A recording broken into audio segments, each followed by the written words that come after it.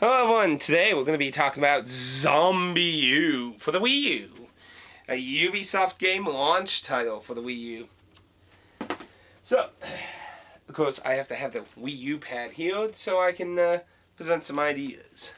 So first thing, as far as I know, the ZombiU makes no use of the Plus, which I have to mention I think is a huge loss.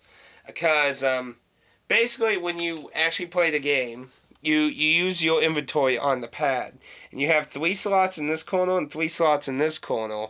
And I get what they're trying to do. They're pretty much trying to make you use your thumbs, and I've always talked about I don't like touching the screen with my fingers. I don't like doing that. So it's a little time consuming to do this, especially when zombies are coming to eat you. So you kind of forced into that when zombies are about to eat your face and you need a different gun or something.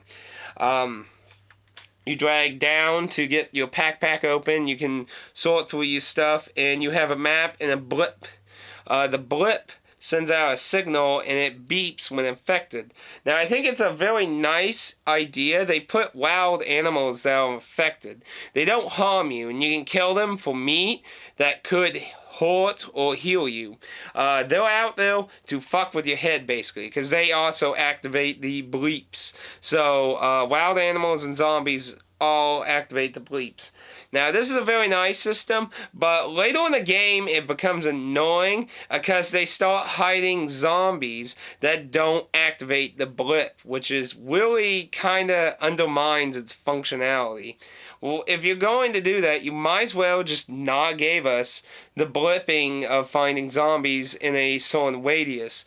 Because, I mean, like, there was a trailer, and I was killing tons of zombies all over the place and shit, and I kept blipping and stuff, finding them all. And the trailer never let a beep off, and then all of a sudden burst open and 2 zombies came out of it. Now, I wouldn't have a problem with that, like I said, if it wasn't for how they, like, until then, everything always popped up and that, so it was kind of bullshitty in my opinion. When you're off of that, it adds a kind of a unrealistic part, and I kind of have to say I didn't like that. I would think if you wanted to do jump scares and stuff like that, you should have left that kind of mechanic out. Now, you have a melee weapon and you have guns, and you can ready it and you can take swings in that. Now, there's an interesting kind of infrared thing when you hold down the trigger button, the left trigger, and it activates a mode where your killer pulls out a tablet-like device that has like an infrared light. It's kind of like one of those lights where you can find liquid substances and blood and stains in carpeting and stuff that the normal eye couldn't see. And basically, you have to actually hold the Wii remote.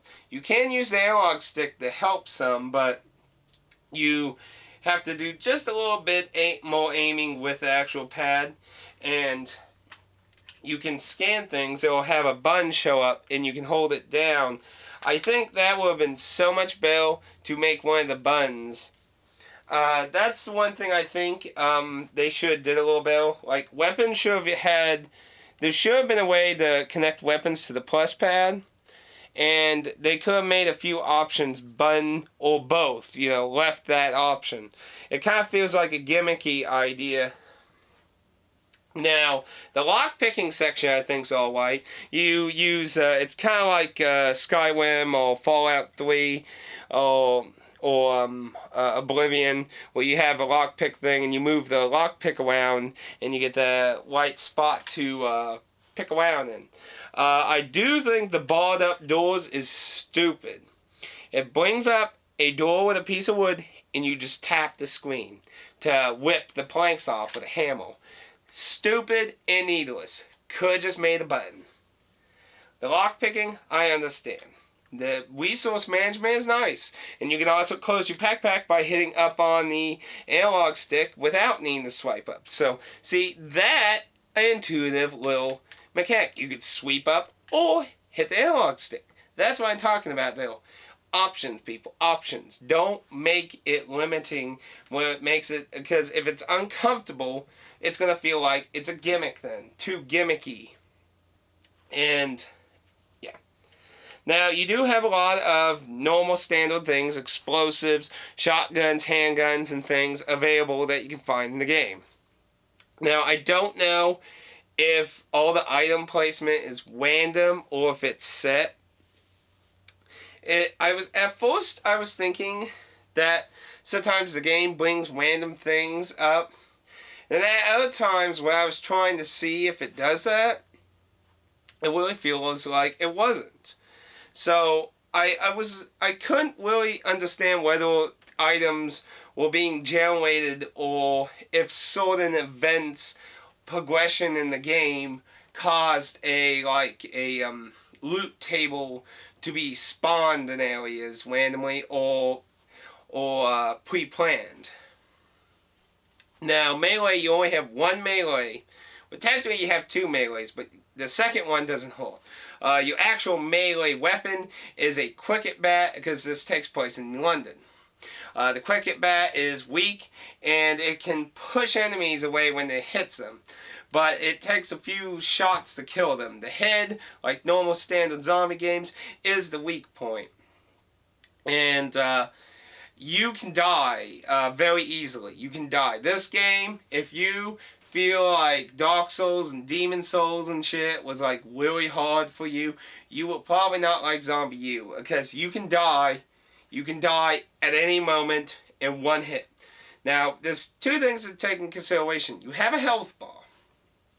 Now, normal attacks in that, yeah, they eat up your health bar. But there's an additional thing zombies do, and it's biting you. If they lunge at you, you have only a quick second to shove. You can use, I believe it's when you click in the analog stick, if I remember correctly. I haven't used it too much. I haven't needed to, but it's still something to keep in mind. You can shove them and push them away and save yourself. If you fail to do that, you die. You are dead. You could have full health. You are dead. And, well, to be honest, that's not like it's an unfair mechanic, because you get guns and a lot of range shit. Early on, no, but believe me, you will get access to shit you can throw at them, flares to keep them away and stuff. And if you get used to the timing with your melee weapon, you can keep them at bay. But it is incredibly dangerous when it's melee. If it's one-on-one, it's pretty easy. When it's multiple, it is incredibly life-threatening, and that's usually when guns are very important. Now, like I said, there are all throwable items, so grenades, cocktails, and flares. Flares work like in most games where they distract zombies and they attract them. Grenades are very useful. They're the most powerful throwing item as far as I understand. And cocktails, they burst into flames and set zombies on fire.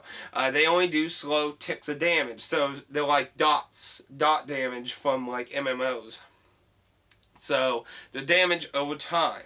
So therefore more of like throw at them and then fucking run like the wind until they hopefully fall over or some die or something like that. The game also takes advantage of a few ideas that Silent Hill Origins' original game was going to do, where you could block doors and stuff. If anyone remembers a lot of that stuff, originally Silent Hill Origins was going to be a third person like Resident Evil 4, and it was going to allow you to like move bookshelves and stuff in front of doors and that, and because of the shift, obviously a lot of people got mad about that. But there are bookshelves and stuff you can push over doors, blockade. You can also get planks and barricade doors to keep zombies at bay temporarily, but they can break it. They can break it. It just makes it take a little longer for them to break into where you are. And in different situations, that's useful, because sometimes there's multiple exits. So by blocking off multiple exits, you can keep the zombies at a certain direction flowing in. Keep them, what's term I'm trying to think, bottleneck. Try to keep them bottlenecked in a certain way. The camera is not used in game. It is just useful for a weird little mini thing in the bonus section where you can like zombify yourself. But as far as I know, that does nothing. It's just for laughs and giggles. Um, and I'd say that's pretty much the control model. Pretty much though. So let's go into what online stuff. I have to wonder if Ubisoft was inspired by the Souls games a little, because some of the online mechanics are a little interesting. There is no multiplayer, co-op, or versus of any kind. It's again, what's a term I'm trying to think of? There's a term for it, a form of player interactiveness that has to do with an AI controlled version of that.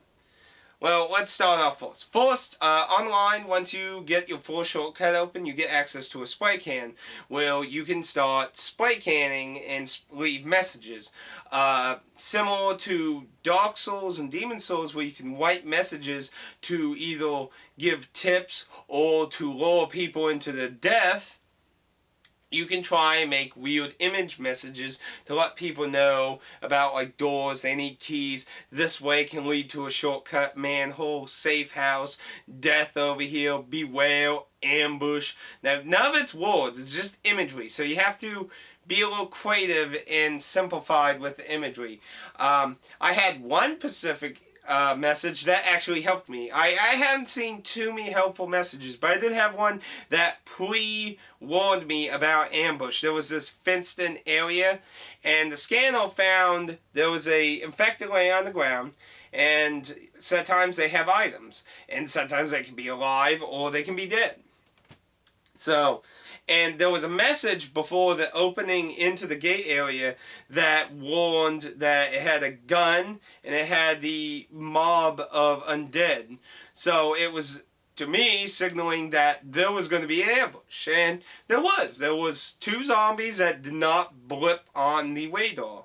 And they were passed out bodies. So the game, again, that seems like a weird thing. Why would you give a mechanic to keep track of potential threats and then make enemies that are immune to it straight out without like if you made an excuse later in the game, like there was FBI zombies that had like weird devices that blocked it or something, yeah, I could understand it. But there's no explanation for it. These are just random zombies that have no explanation why they're not being picked up on the scanning. So that just bothers me a little. Now, another mechanic is if you play online and you die, your infected player becomes a zombie. Now, everything he had is lost. All the skills he got are lost. Your new character you become has resetted skills, and he'll have the cricket bat and a handgun. And everything that you stored in your safe house safe is safe, but everything that character had, he's still carrying. You can go back, take him out, and get all your shit back. But what's interesting is when you play online, that dead survival you was can affect other people's games. And they can be found in their games with all the items you had. And they can kill you and loot you. I found a guy who had like about 600-ish points. I put it on my meme verse. I killed him and his head like fell into an iron door, and I took a picture with the username and I said, "Thank you for the ammo. I fare thee well for your death." He had a lot of ammo on him that helped me out continue going along in that. And the skill ups, there's no like experience or anything. How it goes is each level for each type of ranged weapon requires a certain amount of kills. And once achieved, it ranks up and gives you a new goal of kills. So, and so far I only was able to find kind of a British rifle that's really slow at loading, but it's really accurate for shooting heads, and a handgun. Now I do know there's a shotgun, there was a bow gun. I saw a video of the bow gun. The bow gun's supposedly one of the best weapons because it makes no noise. Like mini games that involve sound, zombies can hear gunshots and shit and come running. And zombies are kind of in the mid ground. They're not like, Resident Evil, like old Resident Evil, but they're not quite like Left 4 Dead. They're kind of mid-ground where they're kind of, they're kind of average speed. They're not super slow, but they're not fucking like, I got 5 minutes to load my weapon. I'm fine. Okay. So, you have to react. There are torrent guns, and there was a torrent gun section where a bunch of mob zombies were coming for me. I almost died, though. Now, by that point, there was a new type of zombie introduced, and there might be more zombies. Obviously, I haven't beat the game. This is the first person, of course.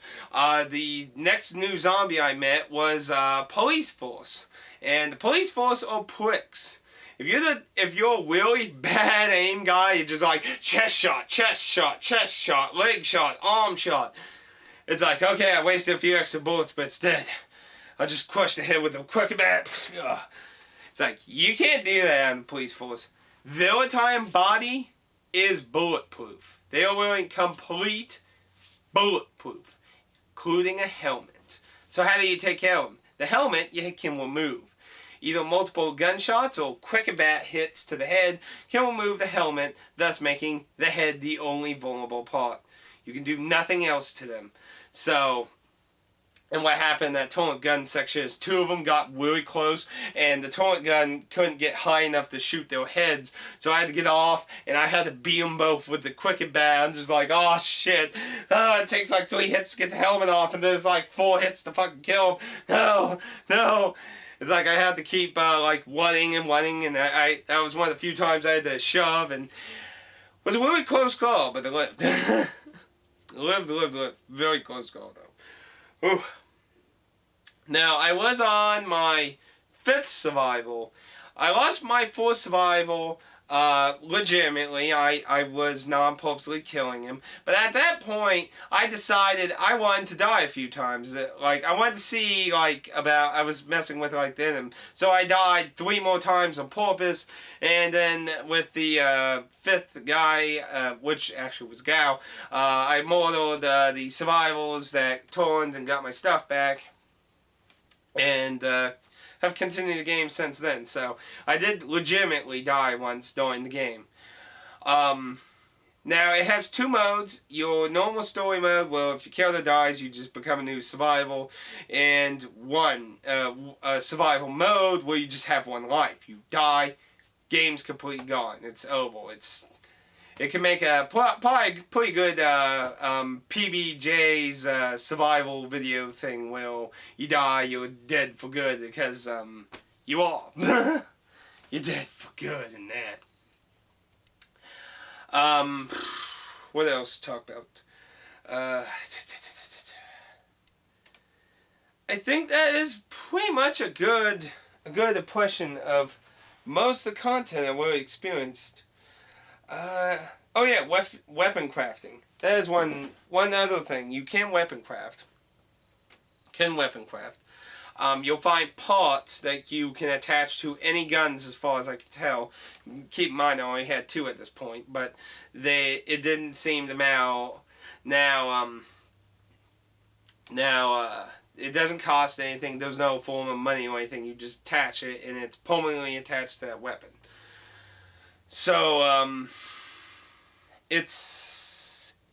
kind of feel like I should have saved some of the parts for later guns, but, that's subjective. And it also depends on difficulty. You had easy and normal, and I was playing on normal, and I would assume there's probably an unlocked hard mode, but I don't know. Then again, survival mode could just be the hard mode. So, finally, let's talk a little about the story, which again, I leave for the end. That way, if, you're not interested, or you're really, really bigoted about very early game spoilers for whatever reason, you can tune out at this point. So, the story. Basically, you're just a survival with no backstory at all, running around the streets gathering shit, and all of a sudden a guy who apparently hacked cameras in London, he uses a speaker or something to communicate with you, and he tells you that basically he starts leading you into this area to get you to his safe house. And his name is the Pepple because he preps people.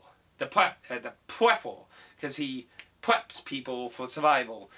He outfits you with your Wii pad looking device, that infrared stuff, cricket bat, your what's it called, the buddy bag or whatever it is, your backpack for all your inventory, and he encourages you to hack cameras with the infrared thing. It allows him to hack them, and it gives you map displays in that. And he basically helps you. The story, don't know too much. I'm in the capital of London where the Queen lives, and that's as far as I got so far. And pretty much it's just zombie apocalypse from now, and just trying to get supplies. I met like a doctor on a television, that's about it. So I'm going to assume the story's probably going to involve what the fuck happened, probably, but a lot of it hasn't really came out yet. So, and I'd say I already played a pretty decent chunk of the game, but I'm sure there's plenty more still. Overall, ZombiU has a few little minor things that I feel that Ubisoft fell into the try to make too many things that were really simplified and could be just attached to buttons. Like, lockpicking was fine, dealing with the inventory was fine, but I felt it was really unnecessary not to provide a quick button like the plus pad. Like I said, as far as I'm aware, there's nothing that uses it, so you can't use it to quick change through weapons. And it would have been nice if you could just hit a button for the door tapping, because that offers nothing. Tap the screen, yippee. Like, I could understand maybe if they made you like do movements or something, then they at least would be more interactive. But I don't know why they felt like it had to be something you do on the screen. You tap, you might as well just hit a button. You know what I mean? There's no like tap specific spots or tap the nails. You could tap anywhere on the board. It didn't matter. So it was weird. Overall, ZombiU, if you have a Wii U, obviously the Wii U has not a shitload of titles. So would I recommend Wii U? Sure. I still think it's a worthwhile title. It's not hugely graphic fidelity. There isn't tons of music. It's very atmospheric. But it's pretty good. I do like it. I think it is a pretty decent game. And for a launch title, that is pretty good. You know, it's pretty hard for launch titles to be half decent. A lot of times, launch titles are mediocre to subpar a lot of times.